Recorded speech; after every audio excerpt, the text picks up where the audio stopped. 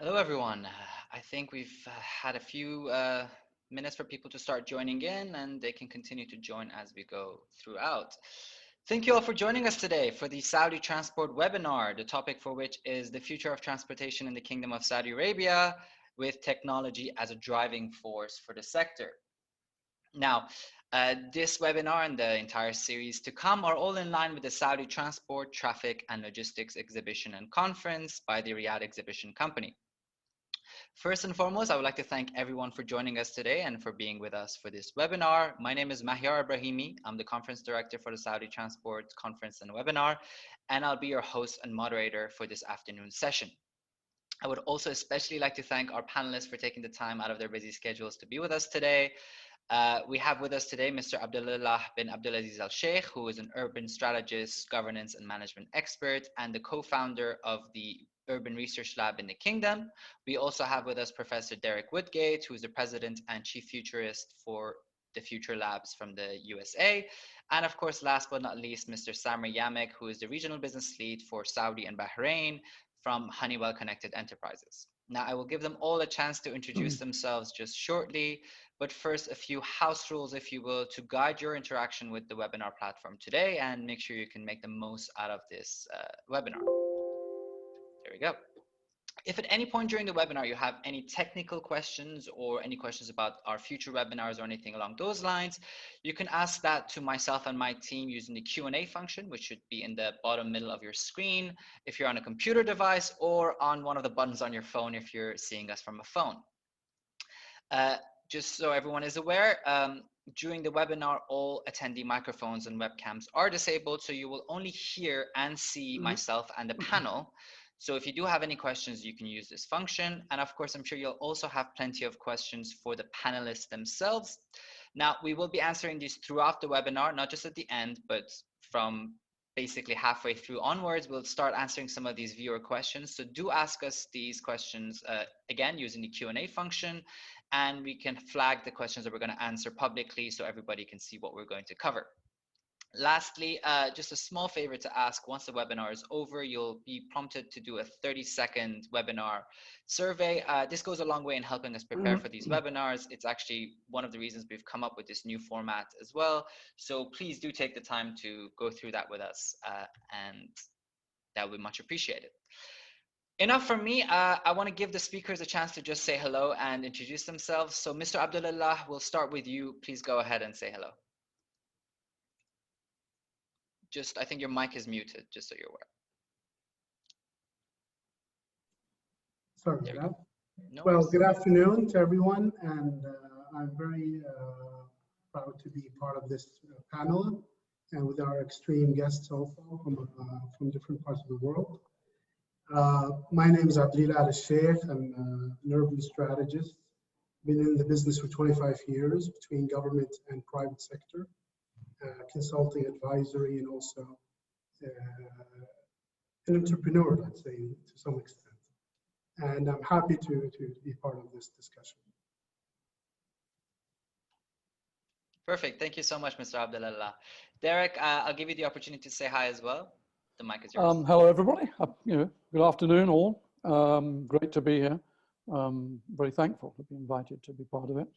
So I'm president and chief futurist of a company called the Futures Lab, Inc. in the United States, but I sort of live everywhere at the moment because one can, which is rather nice. I'm a professor at the University of Houston in the United States and the University of Agder in Norway. And I'm an executive board director of the Center for Future Studies at the University of Dubai. So I spend my life between all these exciting places. I've been, well, the Future Lab's been going since 1996. So rather like Abdullah, we've been in this field for a long time, and been working on transportation for a long time as well. And I was advisor to the US Department of Transportation and Congress on the future of infrastructure specifically, and a few things like that. So really excited about today, about the conversation. I'll leave it at that. And It's a great day. Thanks for joining us, Derek. A real citizen of the world, I would say. And we will touch on that in just a few minutes in the discussion. But first, I'd like to go to Samer as well. Samer, if you'd like to say a few words as well. Yes, Assalamu alaikum, good afternoon, everybody. I'm very pleased to be joining this event, and I'm happy to be in the presence of very great people like Mr. Derek and Mr. Abdullah. My name is Samer Yamak. I've been in the KSA for over 20 years, and I've been in the smart cities area over the past 12 to 15 years, let's say 15 years. I had a chance to work with large international organizations in that regard. So I've worked with Cisco, I've worked with Orange Business Services, and I've been with Honeywell over the past 2 years. My focus is on smart cities and smart development. In parallel, I also teach executive MBA courses in a couple of universities. One of them deals with the innovation and technology courses, and obviously the smart cities as a whole is part of my my agenda, my topic, which I deliver also to some universities. So I'm very excited to be here today. This is a particularly nice topic, and I hope everybody will enjoy it. Thank you. Thanks so much for being here. Definitely, I completely agree with you. It is a very interesting topic. It's a topic I think that's dear to all of our hearts. So hopefully that will show in the discussions to come. To kick things off, to sort of give an introduction to the topic, if you will. Obviously, as we all know, transportation is a key factor and facet of any civilization. We need to get from point A to B, to go from work to home and vice versa, to go to the mall, to go visit families in other cities and countries. And of course, something that we've seen a lot more lately is ordering deliveries and having roads and transportation methods for those deliveries to reach our homes, especially if we're in quarantine. Now, being such an integral part of our day-to-day lives obviously also means that technology is able to robustly be implemented within the transportation sector.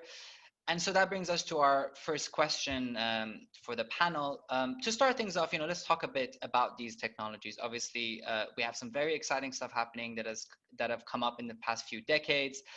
Electric vehicles have become a very dominant and sort of popularized phenomenon in the car industry. Of course, speaking of cars, we also have autonomous and self-driving cars that are leading the way and becoming more and more of a factor. And not just with cars, by the way, we also have autonomous and self-driving technology in trains and rails and other modes of public transportation, both controlling the systems and also supplementing and helping the users make use of them. Of course, there's things like big data gathering, analytics, and visualization that are making significant inroads in optimizing traffic and the flow of goods. And of course, we have things like artificial intelligence, which are making inroads definitely in the customs agencies across the globe, but not just there, in the Kingdom of Saudi Arabia as well, where it's actually being implemented to reduce some of the delays in time-consuming customs processes. So with all of that being said, I would like to hand the floor to Derek first.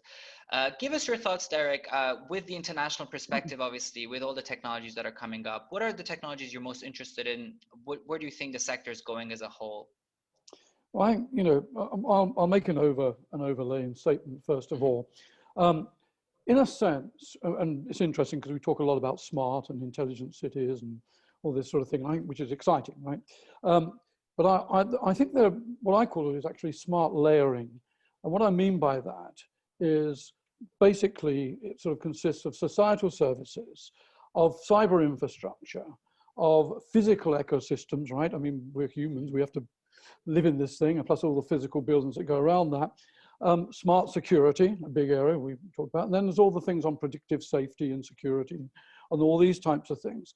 And interesting, as far as I'm concerned, when you start to look at what are the developments, I mean, there are hundreds of them, right? And so you have to start to put them into these, I suppose you could say, clusters in a sense, right? So, yeah, the Hyperloop's super exciting. I managed to sort of, I think 3 years ago, to be part of the development on that, and actually, being in it was like shocking, a simulated version of it.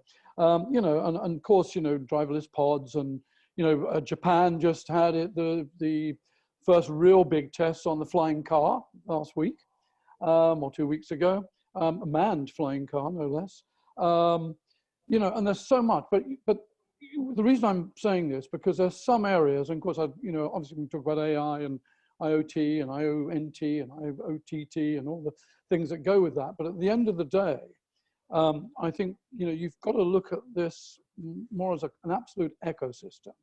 And the reason I say that is because the work that's going on currently in concrete, in asphalt, in self-healing asphalt, in self-healing concrete, in what, you know, the things we're doing with nanotechnology, in delayering, that taking out, you know, water from roads and all this type of thing is equally as important as all the other bits, because they provide us with an opportunity to do some really exciting stuff that we could never do before.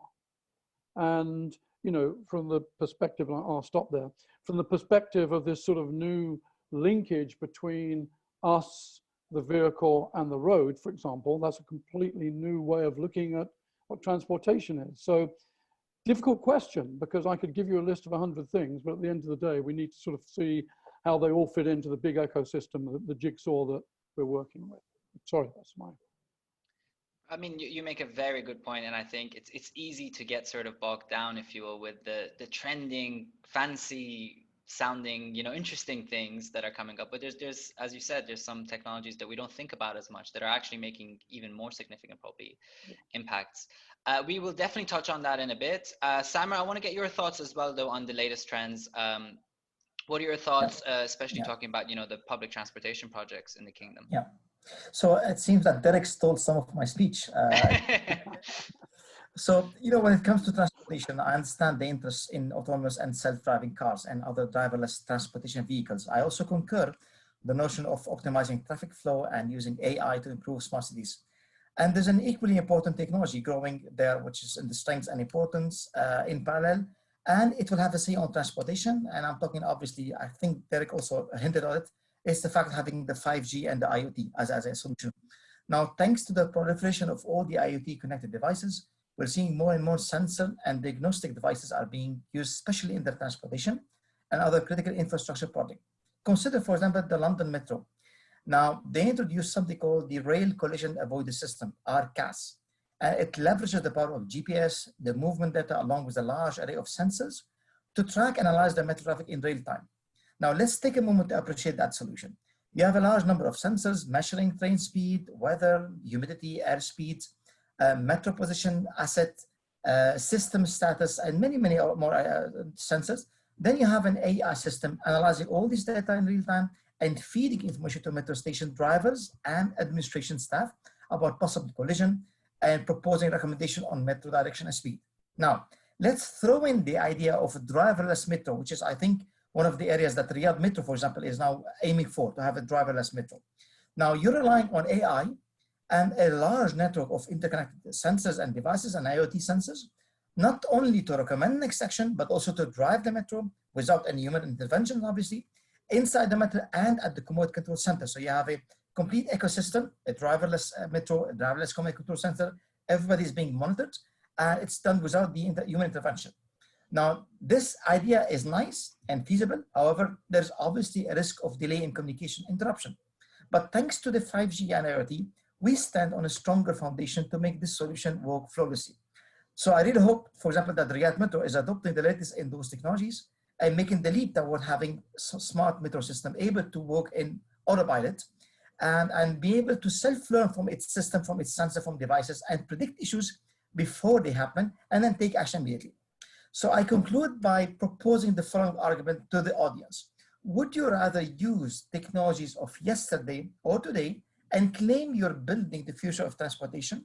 Or would you rather embrace new technologies, take a bold move, and be a forward-looking digital master, try new futuristic solutions? Who knows?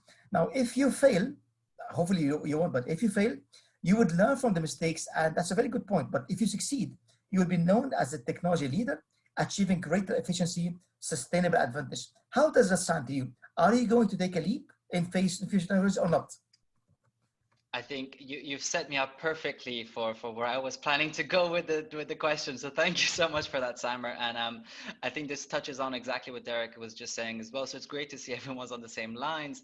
But Engineer Abdullah, that would essentially be my question forward to you as well. You know, technology is great. We would love to implement as much as possible, but with all these advances coming in every 5 to 10 years now, really revolutionizing the way we look at the industry, the challenge becomes, being left behind. And you start implementation, and then by the time you finish the implementation phase, you're already one generation behind. So what are your thoughts on that, on this challenge and the solutions for it?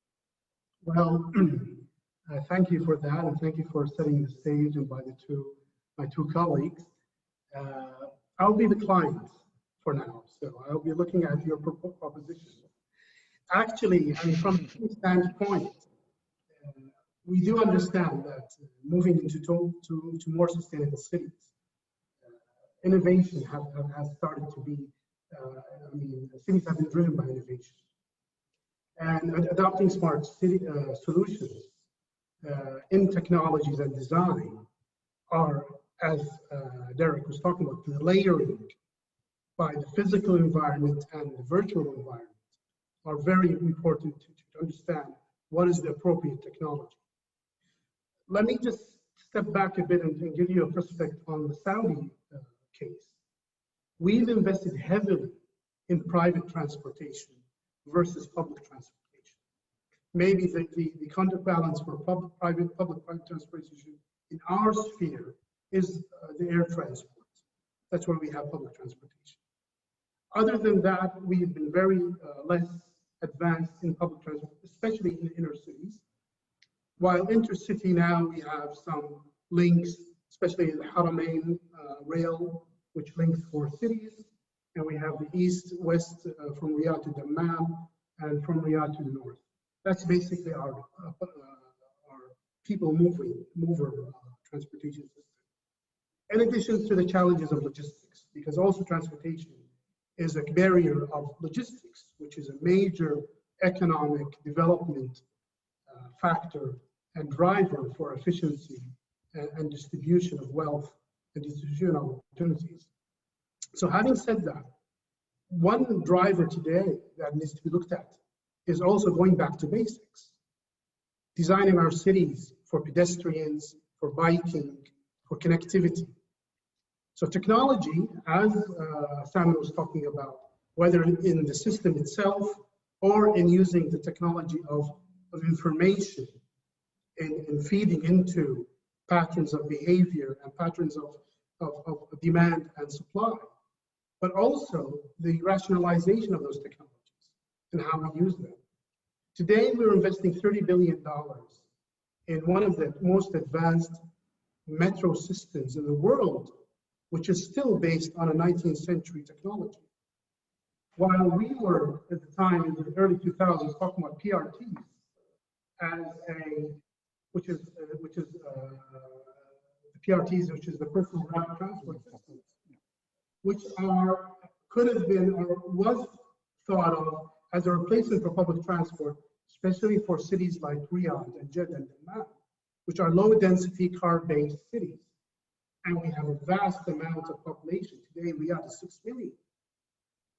So learning from the experience of Metro Riyadh, which has cost 30 billion in 9 years of building, and yet has not been, and this is not I'm not being critical, but I'm just saying, that is one way to go, but also looking at autonomous vehicles and personal choice and people's ambition of having a point-to-point, like the PRT objective was at the time.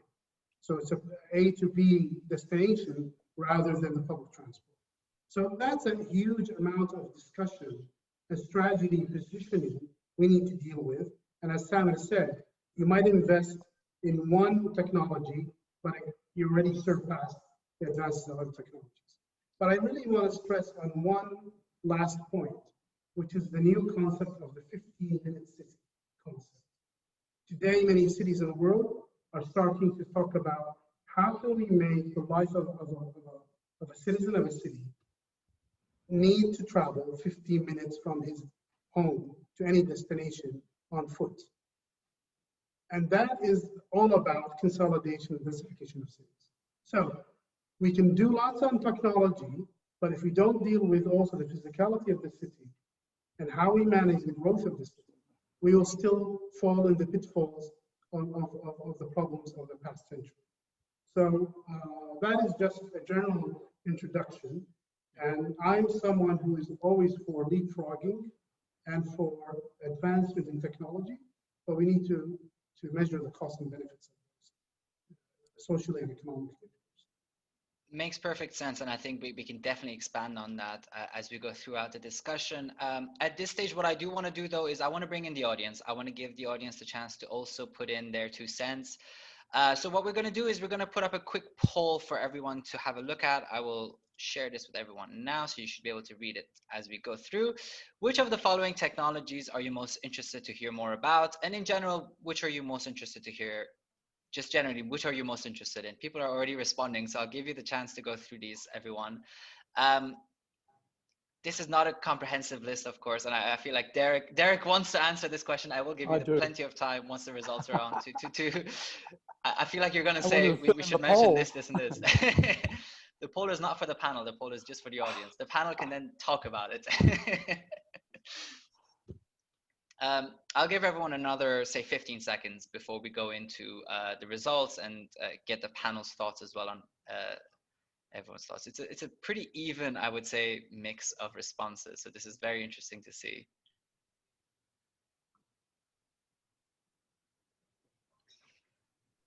All right, I'll give everyone one last chance to respond. So if you haven't already, press the share button and I'm gonna show the results to everyone. So let's go for it.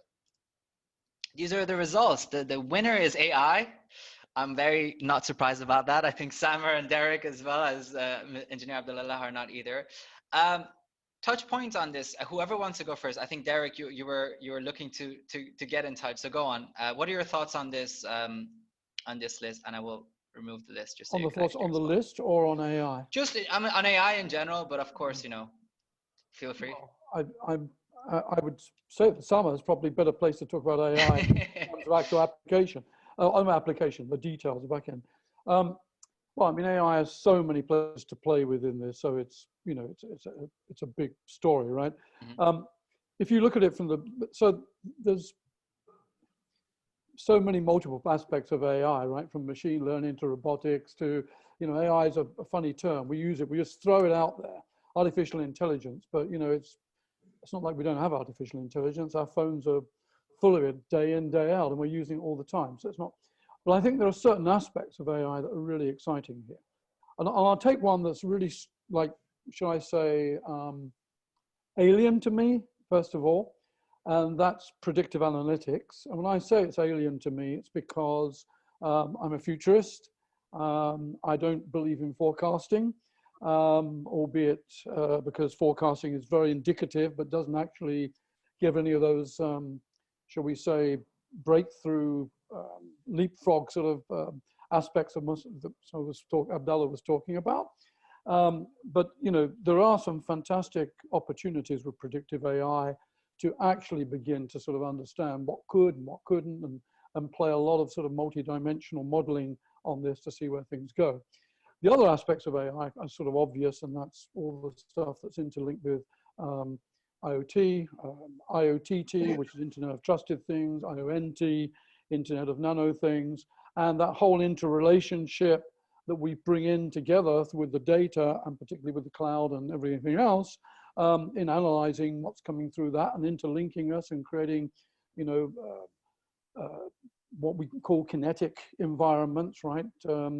Interrelationships between buildings, interrelationships between vehicles, and so all those things obviously are incredibly useful and important, and AI is going to play a massive role in all this, right? I think, you know, you could argue so are sensors. If you start to look at cyber physical, you know, as opposed to IoT, cyber physical systems where sensors are very important. I mean, there's so much to this that really you sort of got to step back and take it in bits. And if you're actually building a smart city, then you've really got to sort of go back to what Abdullah was saying and really sort of say, it's because it's so fragmented. I mean, if you look down that list, there were like 10 technologies, and the real skill is actually connecting those technologies and turning them into something useful. And, you know, that's what Abdullah was saying, you know, do we, I mean, he was talking about the metro system, and he's right, you know, and why don't we go for maglev? You know, why don't we just sort of forget about, you know, traditional metro systems? But the point of the matter is people have to get to work tomorrow. They don't have to get to work in 2030. I mean, they do, and people like me have to work on that. But realistically, they want a system that's going to get them to work tomorrow, not to, and yeah, I think they're going to feel it's fantastic when they're going at 3,500 kilometers an hour in 2030, 35. But this moment in time, they've got to get to work tomorrow. So you tend to go for some sort of compromise. And what you should, you know, what you should be doing is piloting the things that, you know, in small parts, and perhaps in the meantime, taking a very flexible approach to what you're actually investing in, because, you know, we're absolutely right. It's not just about technologies, it's about the way we do things. And I'll wrap this with one little comment. You mentioned at the very beginning about electric cars. And I have to say, this is an interesting element. If you went back to the mid-90s, the projections were that, you know, electric cars were going to be 30, 40% of our total vehicle pool. They're about, well, it depends where, but most, I think the average is about 7% in the US at the moment. And why is that? The reason is also because electric cars have not, you know, we've not managed to sort of achieve some of the goals in terms of battery life and all these things. But by the same token, combustion engines have improved miraculously between 2010 and 2020. And so you're not competing anymore on the same grounds. What you were competing with before was electric against an old style combustion engine that was polluting like crazy, as against a new style combustion engine that's, you know, because of tier 4 and so on and so forth and regulations, is hardly polluting at all. And that's a big, big shift. So when you're talking about these things and having to sort of understand where they go forward, you have to sort of really not just take a direct, you know, a current, present day direct sort of parallel. You've got to sort of really look into the future and say, well, what could the parallel be 10 years from now, which is very, very different. Sorry. No, perfect. I'll let Samer and Abdullah, if you want to jump in here quickly as well before we move on to the next question, feel free. Well, I mean, just to comment on that, one of the things of technology, when we look at the different AI, I think for people is more about curiosity than actually knowing what it is about, at least for me. But I think one of the elements of technology that is not related directly to transportation, but it's also part of what we have advanced in Saudi in terms of e-government and lots of uses of technology, is the reduction of transport the duration of trips. So today, the pattern of trips are changing dramatically. I mean, today we have lots of services that used to need one to go to one more an agency, or at least one agency, are all done through a website and a very straightforward process. So I think, I'm not putting numbers here, but I think about 80% of government processes today are online in Saudi. Mm-hmm. And we can see how in the pandemic, disruption for business other than income was very minimal. Income is important, but the functions of government, the functions of many businesses were still going on. That shows how much we've advanced in technology. Now the question is how to use it and utilize it and bring that chemistry to the appropriate level for transportation. And still, we've invested in Riyadh. We have another 18 cities in the kingdom, and we have 4 on just the initial planning and design stage. So is it worthwhile to spend another $1 trillion in that direction? Or do we go into more investment in other modes? That is the strategic decision we need to make today over the horizon of the next 10 to 20 years, which will impact our 50-year horizon. So I'm looking at it really at a very high level strategic positioning of the kingdom in this global economy and in the ambition of having a city like NEOM that we believe should produce new technologies for us to benefit from. So we're not anymore going to be a recipient of technology. our ambition is to be a producer of technology or new innovations or adopting new innovations. So I mean, that is just from a strategic level, very high level, very futuristic, which I'm going to challenge with Derek on, so to be a futurist. Well, challenge is always good. You've set the stage again perfectly. I will give you plenty more time, Samer, as well in the next question. But I just want to move on to the second question, because you've sort of set the stage, Engineer Abdullah, for that really well. We've so far talked about the latest trends. We've talked about the latest innovations and technologies that both our panel and the attendees find to be interesting. And of course, we've talked about some of these challenges, this sort of danger, if you will, of being leapfrogged generationally with the technologies. Now let's focus a bit again on the Kingdom of Saudi Arabia as a whole. So Saudi Arabia has very ambitious and aspiring plans for the decade to come, all as part of Saudi Vision 2030. And the key government players and really everyone in the kingdom are working both with regional and international organizations and players to establish and promote development of innovative, sustainable, and accessible modes of transportation. Of course, all of this is while, as Engineer Abdullah just said, and as everybody knows well about the $500 billion NEOM mega project, or I should say giga project, as we prefer to call it, is being implemented. And there's other projects like the Red Sea Development Project that we talked about earlier.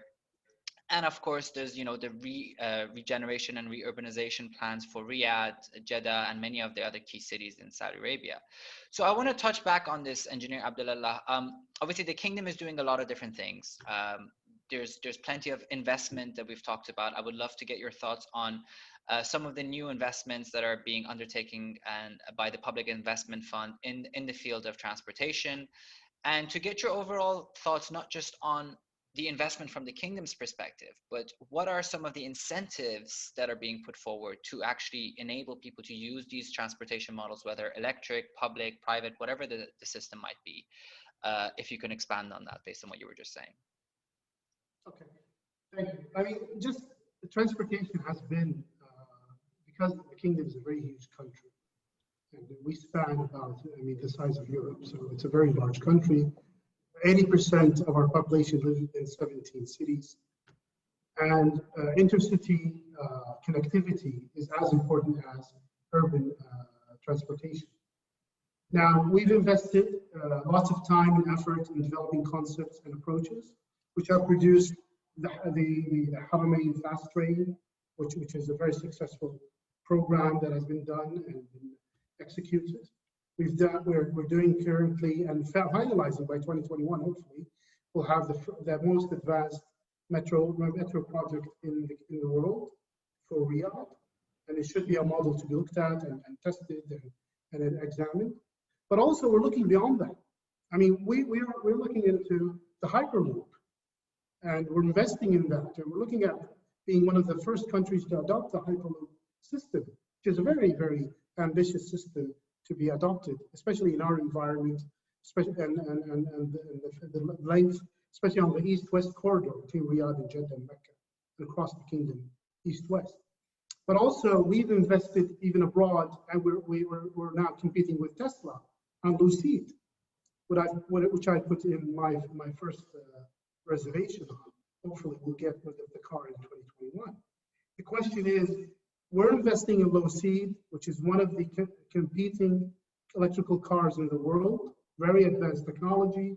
They just launched their premiere in September. What are cities, are they ready for that, to receive it? Whether it's a Tesla or Lucid, or regardless of the brand. Our cities have not yet, so we're talking about the incentives. It's the incentive, it's the readiness, it's about, when we talked about, we might have a talk yesterday with you about, let's say, having charging stations across the kingdom. What's our plan for that? What incentives do we have for people to buy that?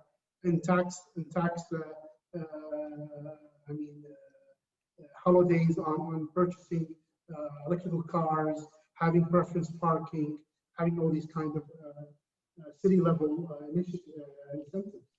So I think we just need to advance more our policy framework in encouraging these new technologies while we continue on our programs, because we have a very huge ambition for the Saudi land bridge, which connects the east ports to the Mam port to the west port, which is major container bridge between Asia and Europe.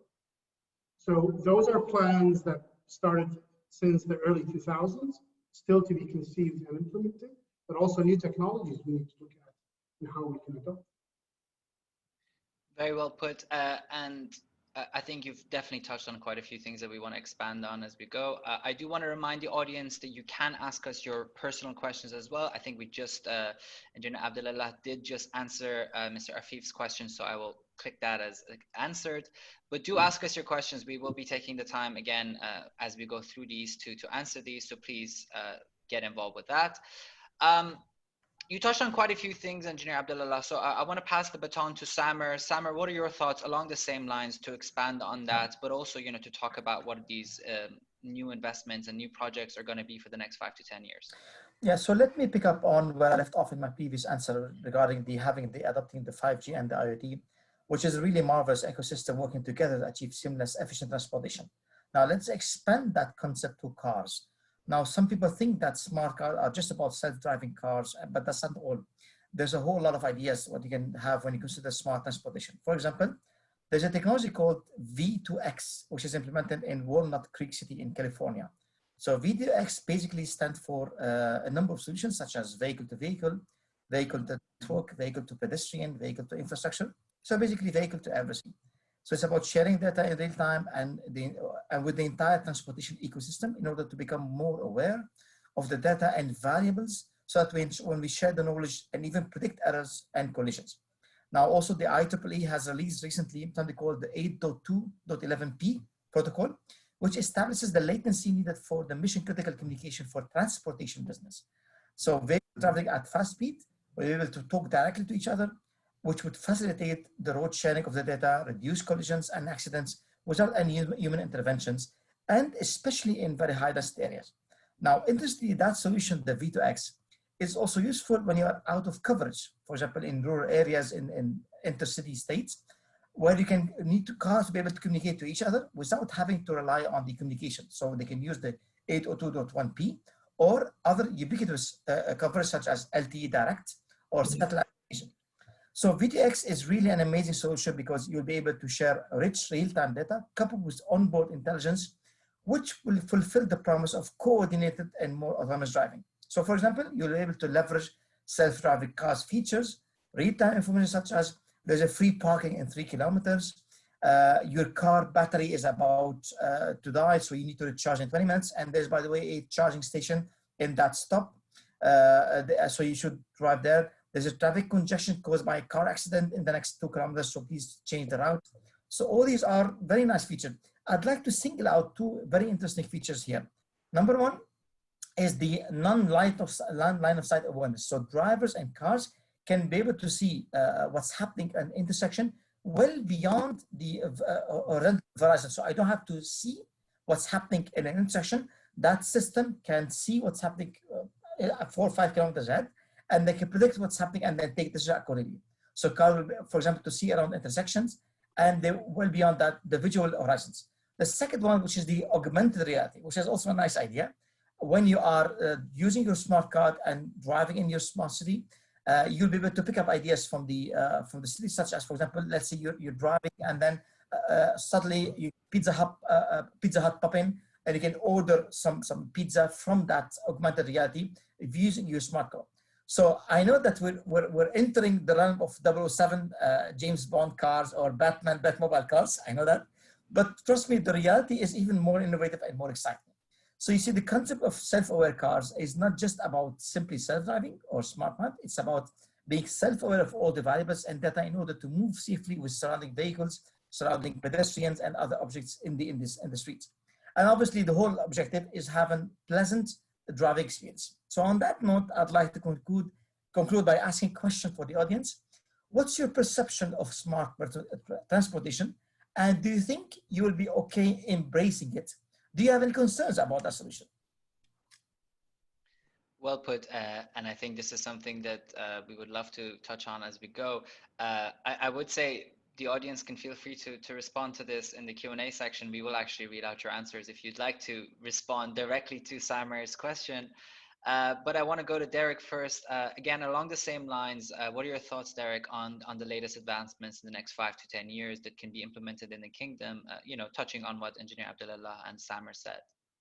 Well, some of the aspects that we've talked about exist, right? I mean, and particularly those related to the interaction between the vehicle and the environment, right? The kinetic environment. I think from my perspective, and this isn't so much I want to talk about. Obviously, we've made incredible advancements in VR and AR for training, and AR in particular in the way that we understand, because it's linked to physical.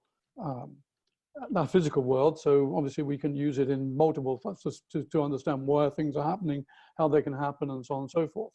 I think the way I look at this is a little different, and that is the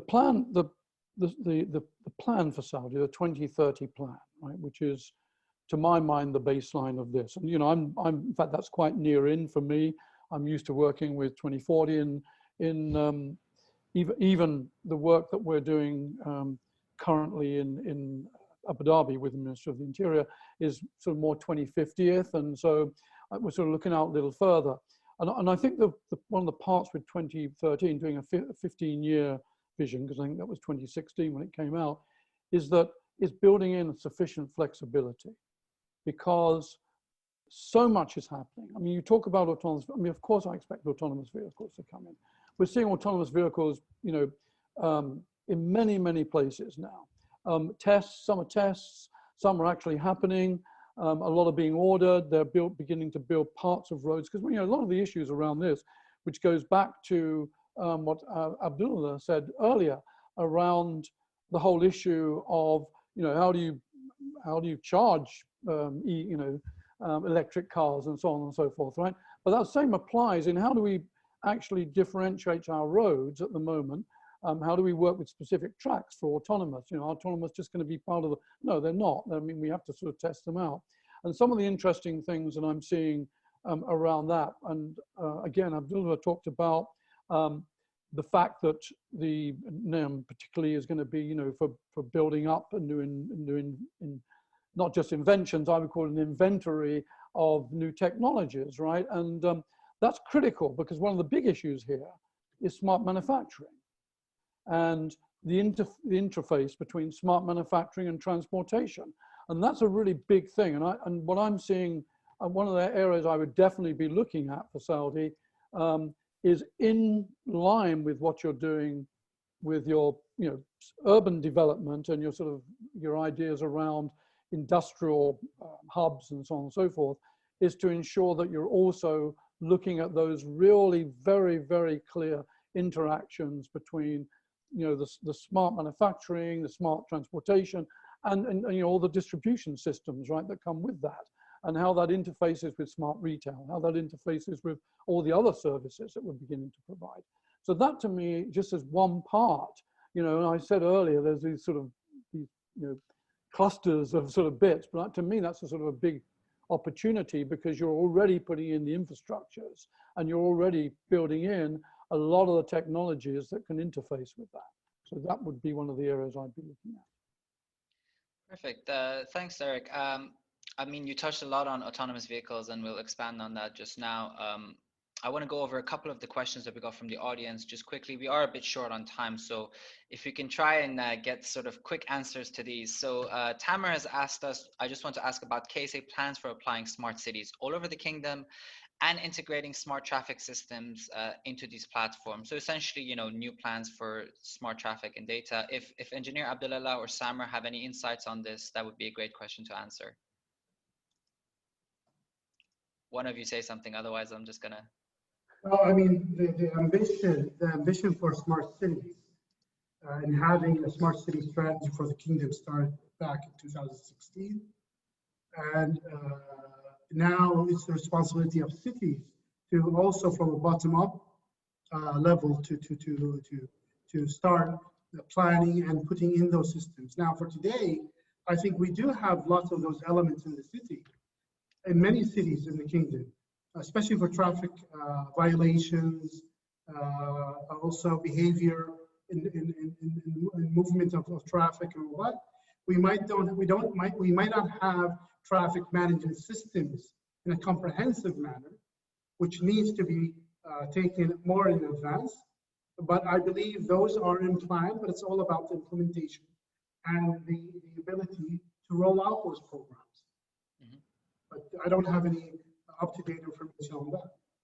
That's more than enough. Samer, do you want to jump in as well? Yeah, just a couple of thoughts in response to that question. So basically, yeah, I mean, I concur with Abdullah. It's not something which is easily deployable, especially the traffic system, because it requires a lot of urban replanning, let's say. But I'd like to point out two different projects happening in Saudi as we speak. Project number one is called Al development, which is happening in west of Saudi Arabia. They're basically demolishing the whole boulevard between Haramain and the Masjid Haram in order to recreate an infrastructure for the train, for the airport transportation. And this is where you can try to incorporate all the nice solutions. There's also something which is happening in the Red Sea. There's also trying to come up with some kind of asset tracking, people tracking, vehicle tracking in the Red Sea. So one common thing about Blue Steel project, because they're new, they're trying to embrace the new ideas. So retrofitting those concepts in existing city is a bit more tough, more difficult. And hence, I think the point of the delay in the metro, the whole metro station, retrofitting is a bit difficult. But we're hoping that, you know, those new projects will bring a flavor that it can be done. It's just more time, more costly in the brownfield as opposed to greenfield, let's say. Perfect. And I do want to mention that, you know, we are getting quite a few questions asking about specific projects and updates. Of course, while we would love to answer these as much as we can, not everybody here is, you know, fully versed on the specific project. So do try to ask us more about the sort of strategic and technological side of things. That's where the expertise lies. I want to ask another question that we got from LinkedIn before moving on quickly to the final set of questions for the segment. We got a question about interoperability, essentially a key problem in implementing any technology, irrespective of the type of technology, is that what can happen is you create, for example, a system on a Cisco platform, and then you want to upgrade with an Orange platform or a different type of platform, and they don't always communicate well amongst each other. So you're stuck here in sort of a loop, having to continue using that exact same platform across the board. I think, Samer, you'd be the perfect person to start on this because you've worked on a few of these types of technologies. So what are your thoughts on that and the way forward? To be honest, yes, it's a concern, and it happens every now and then with different projects, not just in Saudi Arabia.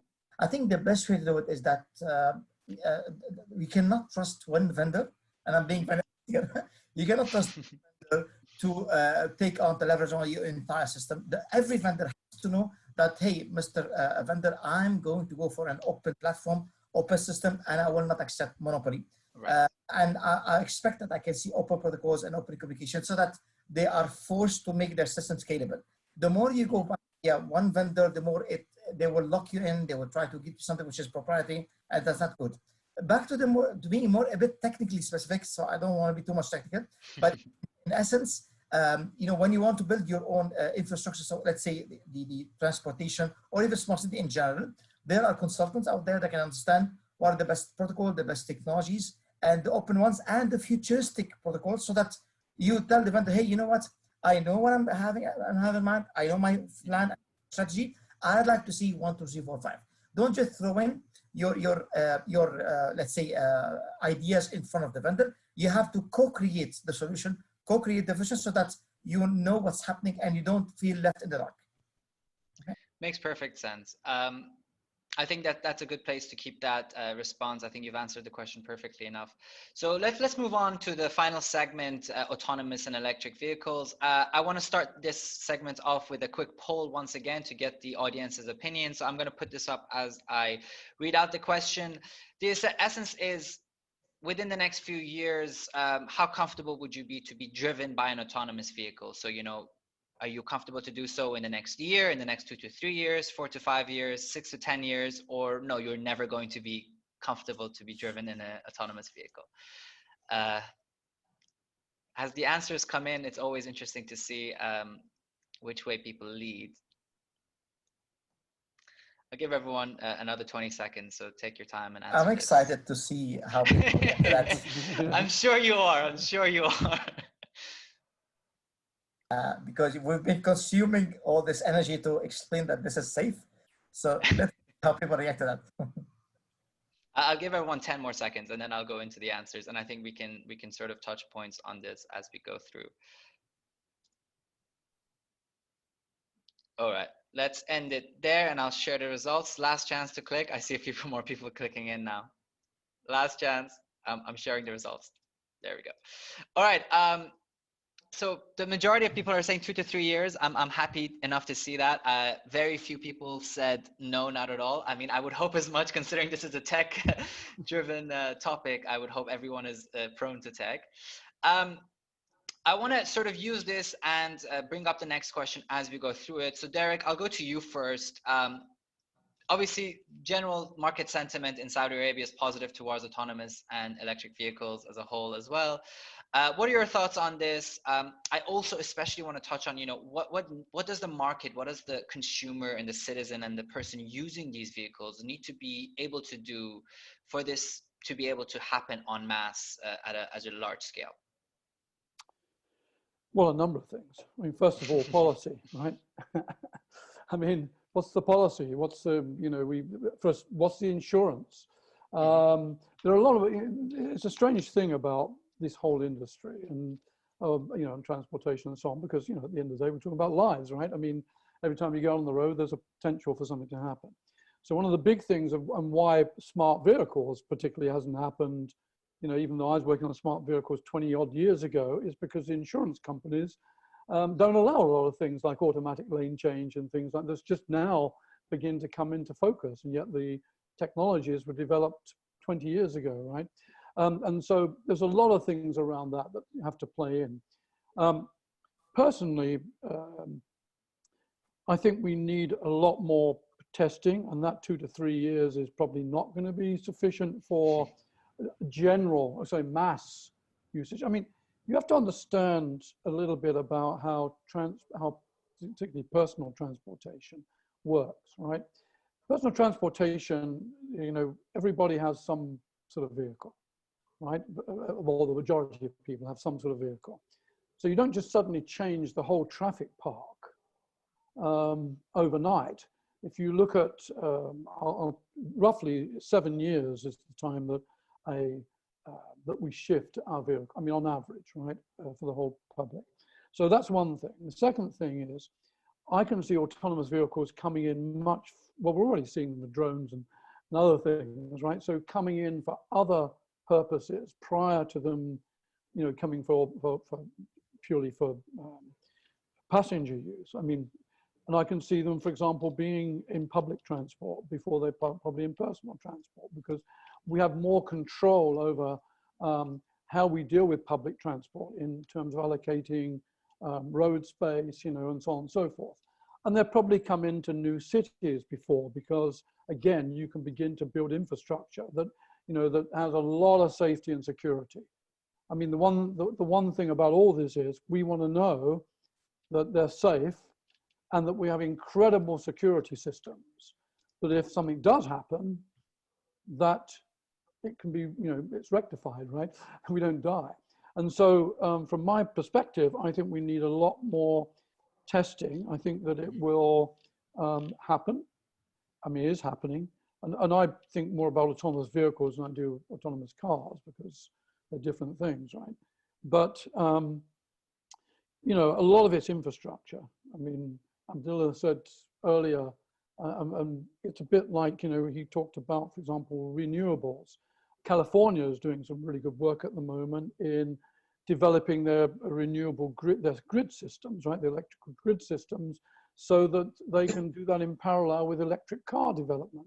So a lot of these things have to be done in parallel before they're really going to be taken over the marketplace. That's how I see it. Makes perfect sense. I would note one thing just before I move on as well. I would say that the majority of this audience is very much in the industry, so they would be what we would consider early adopters of these technologies. I think Engineer Abdullah himself said he's already put in the reservation for the NULA seat. So I think that's a good place for you to touch on as well, Engineer Abdullah, if you want to give us your thoughts on autonomous vehicles, electric vehicles as well, of course, within the kingdom in the future. Yes, I can't stress more and agree with Derek also that first of all, we need to get our policy framework in place. Mm-hmm. We need to make a decision on how we're going to adopt these technologies, how they be deployed, how they be supported, what regulation framework it will be governed by. That will cover also the relationship between insurees and insurers, because insurance is a major framework, especially for these individual cars going all around, but also designing our roads and streets for them. But let's not forget, Riyadh Metro is an autonomous system. So if we're going to experience an autonomous system for the first time, it will be through the Riyadh Metro project, trains. So that is already established and in place.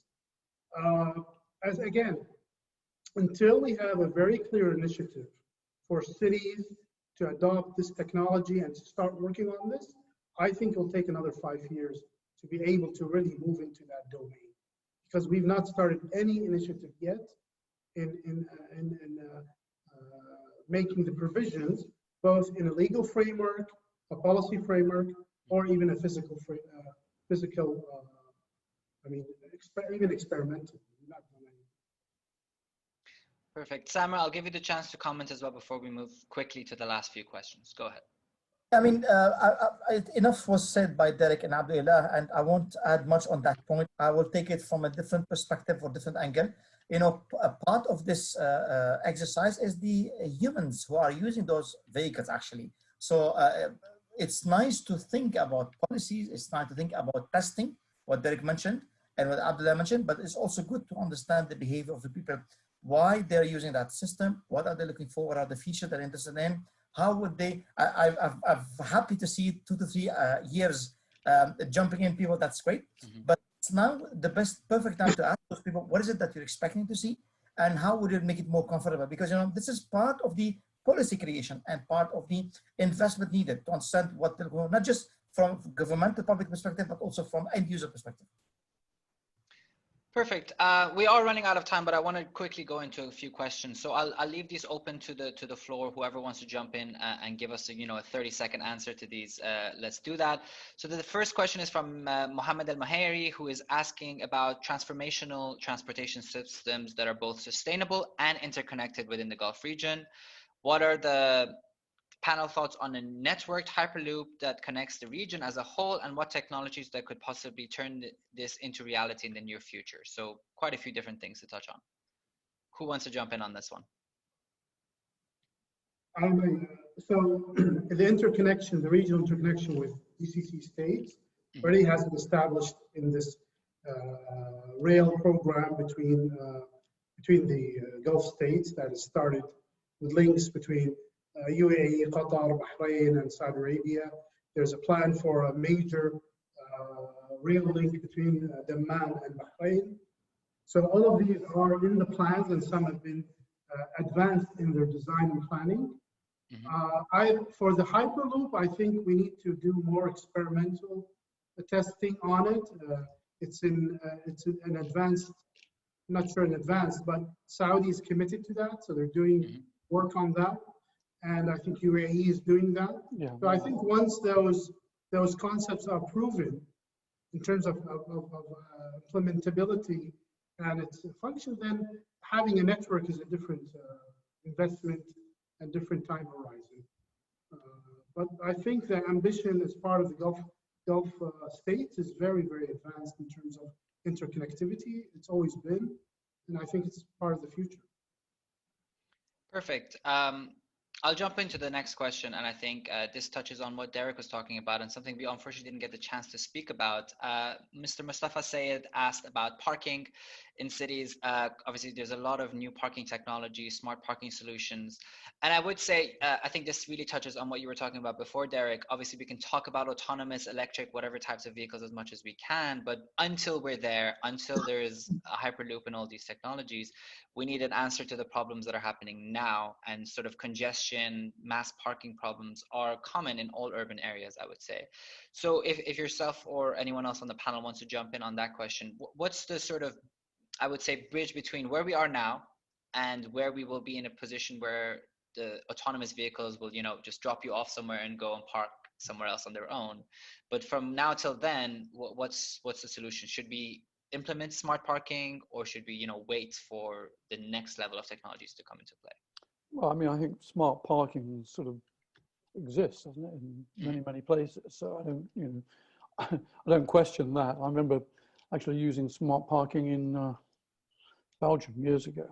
I think there's another issue on that. So one of the big things you could argue is carless cities, right? I mean, that's part of the movement, or sections of cities that just become carless. And if you look at some of the things they're doing in Holland, in the Netherlands at the moment, it's sort of very interesting because they have these sort of integrated elements to, and that's critical, right? So you can't just have a carless and say, well, that's fine, you know, you can't come in, because you need all the tie-ups. So one may look at that from the perspective, or I would look at it more from the perspective of saying, what can we do to integrate the different modes of transportation, to optimize it, to reduce the congestion or the number of vehicles within the city. And I would think that some of the things like the metro that you're talking about, and you know, those types of things obviously do that to a bigger extent.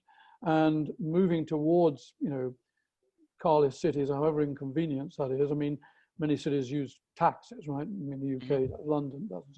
But a lot of them now are putting into place something that at least, you know, it's very nice to say, hey, you've got to pay a fine if you come in by car, but, you know, what's the alternative? So I think that we're seeing a lot of developments at the moment on fully integrated transportation, and that's really critical. Perfect. One last question I want to touch on before we move on. Samar, I want to put this to you because we've talked about this already and you did mention. So the question is from Ahmed Al Faris, and he's asking essentially, is the current 5G network in Saudi enough to allow for smart transportation? And I would add on to this, if it's not, then do we need more sort of localized sensors to be available, let's say at every traffic stop or something like that? Or what do you think needs to happen to enable this to happen? So, you know, as very quickly, the 5G is something which is an evolution. It's going to take some years until it develops and become mature enough up to the level of the expectation. That's number one. But two, you may have heard that there's a lot of ongoing research and development happening on the 5G. It's not completed yet. I know that Huawei, one of our pioneers, have already came up with some devices in that regard, but the technology is not, let's say, completely mature. There's still some R&D happening. But back to the question, yeah, I mean, what's happening right now, it's good to transition slowly from what we are right now towards having completely autonomous. I'm not saying that tomorrow morning, let's throw in 100 million sensors all over the streets. There's plenty of development happening by Momra, as Abdullah was mentioned earlier, to pilot the autonomous car. So I think the current network is fine. And you know, that's the motivation that they give the telco operator, that, you know, the more you can expand, the more you can add usage, the more they have the motivation to expand their network. So I think for now, the things are okay to start, but it requires a joint effort from the telco operators, from the city operators like the Momra or the RCRC, the Royal Commission of Riyadh, and the use case about where we're heading. So do we need a smart parking? Do we need an autonomous car? Do we need this one, and why? Answering those questions, sitting on a table, discussing all matters, definitely will help us steer the development of 5G toward the right angle, let's say. Okay? Perfect. Engineer Abdullah, I'll just give you the chance to make the final comments before we say goodbye. So go ahead. Well, I mean, the ultimate ambition of autonomous electrical car is not to be owned, is to be leased or to be a service. That is the transition of behavior. So that eliminates the need for parking to some extent, or to a big extent, because these cars are assumed to be running on errands all the day, taking people from one place to another, going back to this futuristic thinking of PRTs back in the 90s, taking it into a new mode of not fixed rail, but more flexible, as we say, B2B or destination-oriented transportation. So you have Uber, you have Lyft, heavily investing in these technologies because themselves want to move into that domain. So later on in the future, or Kareem as a local provider here, you'll have them providing this service, a fully autonomous vehicle, electrified, take you from destination A to B, and that takes up. But in the meantime, we need to be smart in designing our parking garages, whereby we are able to transform them to useful uses later on once they become obsolete. Right. And that is a discussion I've been having the past 2 years with very high level strategic thinking in terms of projects in the kingdom, that what are we going to do with all this obsolete garages? And this is, we've not invested a lot in the kingdom, but we might be investing now. But in Europe and the US, they have huge abundance of parking that's going to happen in the future. The concept of parking ride was a 1970 concept, and carpooling and all those things, because people over 50 remember those things. But now it's more about a service. And I think that's where we're heading towards, hopefully. Well, I mean, practically, let's say. They have to. Yeah. No, that's a very good point. I think the evolution is from petrol stations, if you will, to parking your car and having it, feed itself as you're parked. Would love to continue on this. Would love to answer some more of the questions that we've had. We continuing to get questions, but unfortunately we are out of time. And we will hopefully have all of you again with us in the next coming editions where we can, have deep dives on each of the specific areas within transportation. But on that note, I would like to end the webinar. So thank you all so much for joining us. Engineer Abdullah, thank you so much for being with us today. It was a pleasure having you. Thank you very much. Thank you so much. Professor Derek Whitgate, thank you so much as well for joining us for this edition. My pleasure. It's been excellent. Thank you very much indeed. Loved it. Perfect. And Samer, last but definitely not least, thanks so much for joining us again. We will definitely see you again. Pleasure is mine. Thank you so much. Thank you. Thank you all. Thanks, Samer. Thank you all so much as well, the audience, for joining us for this webinar. It was a pleasure to have you with us. Again, apologies we didn't get the chance to answer all of your questions, but I would still ask you to take those 30 seconds and give us some feedback and your thoughts on the webinar. It was a pleasure to be your host and moderator for this session. Hope to see you in the future editions of the Saudi Transport webinar. With that, goodbye and have a wonderful day.